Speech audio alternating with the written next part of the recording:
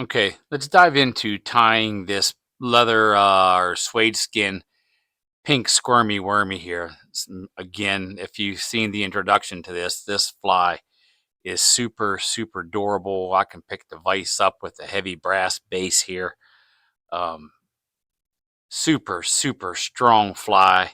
Lasts you forever as long as you don't snag it on the bottom or snag it in trees. This fly will last a lifetime for you. Again, we will be using Chuck Furimsky's Suedeskin, and this one is in the S10 pink color. We are using a slotted tungsten bead from Hairline. We're going to use the color of the rainbow Scud Dub dark shade, and also we will be using on one of my favorite Arex FW551 hooks in the size 12. It is a jig hook. So let's dive right in to tie this fly up real quick. Get my hook right up in my vise. Now the version that we're going to be tying on this one here is I'm going to be tying it with the suede skin on top of the dubbing. We have a couple other versions that I'll be showing you, but this is pretty much the original one. I will be using Semper Flies 6/0 red thread. Build up a nice little thread base right here. Get that bead situated. Get it set in. Build a nice little thread dam. Get back to right at the bend of the hook. And if this was a barbed hook, that thread is basically sitting pretty much where the end of the barb would be.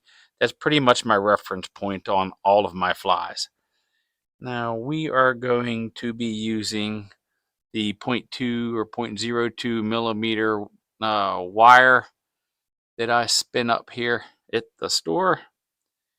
We have this available to purchase. If you'd like to come in and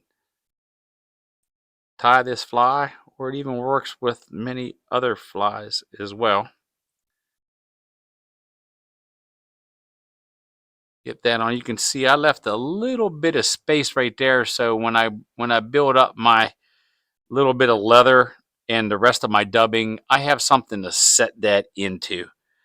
So now I'm going to use a piece of this leather suede skin that I'm using.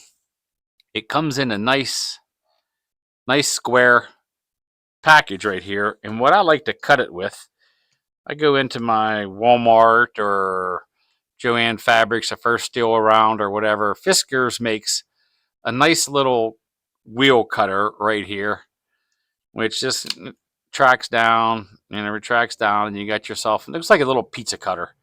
Cut just leather, fantastic, real nice and easy, super sharp. Don't go too hard and too deep because it will mark your table up. So now that we have our wire connected up, we are going to, I'm going to run this rough side up. You can see how rough that is. A lot of this stuff on this suede skin, some of it's smooth, some of it's really rough, and I'd rather see it a really, really rough here. So I get that tied on 2 times there, bring it 2 times in front, 2 more times in the back. That keeps it on there nice and solid. Build up a nice little dubbing noodle, about 2.5 inches to 3 inches long. We don't want to add a whole lot of dubbing here at once. We want to do just a little at a time. Remember, always with dubbing, little is always more. You do not want to use a ton. You can see right here, I have just a little bit of that dubbing, but man, look at the colors of that dark shade rainbow scud dub, what this is going to do to this fly.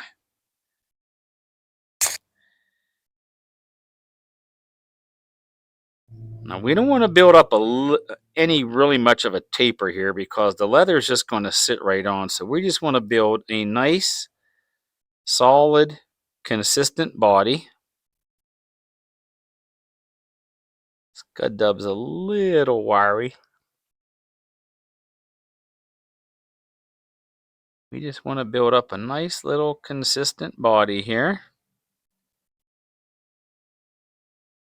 There we go. Then we're going to bring this suede skin over. I'm going to stretch it just a little bit. I'm going to hold it with my right hand. I'm going to grab my bobbin with my left hand just to keep that on top of the fly, 2 wraps underneath. Now, I don't necessarily have to counter wrap this because the leather is going to be sitting on top of it anyway, or the suede skin is going to be on top of it anyway. So we're going to wrap this. We're not going to do a touching wrap. We're just going to do like a little bit of a ribbing here. Segmentation. Nice even wraps. We'll end that one at the groove. And I like to end it right underneath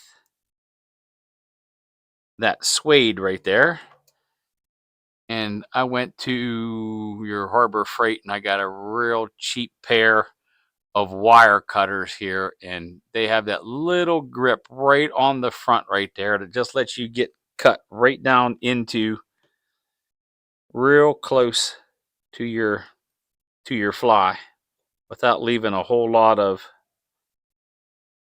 wire exposed. Then we'll just give this a little trim, being careful not to cut the thread or that suede. Tuck that in.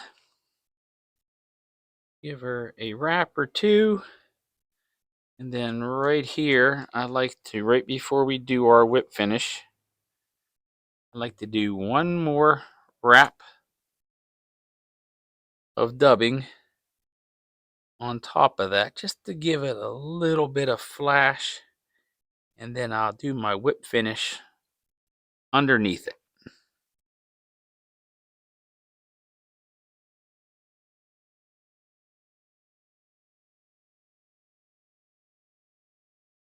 Do a 4-turn or 5-turn whip finish.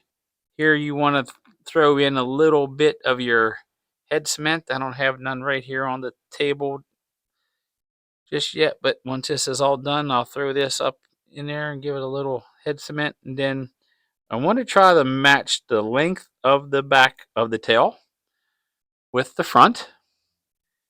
And then here, I'm just going to go ahead and shape the front with a point.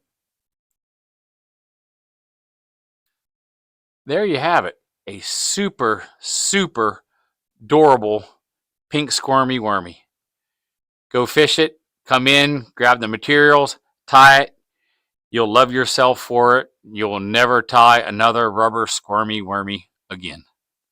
Also, with the access that I had on this fly that I cut off the front, we can use it to tie up the smaller version, which I will be tying here shortly. So in the next couple of videos, you're going to see the version where the fly is tied underneath the dubbing, and you're going to see the shorter version.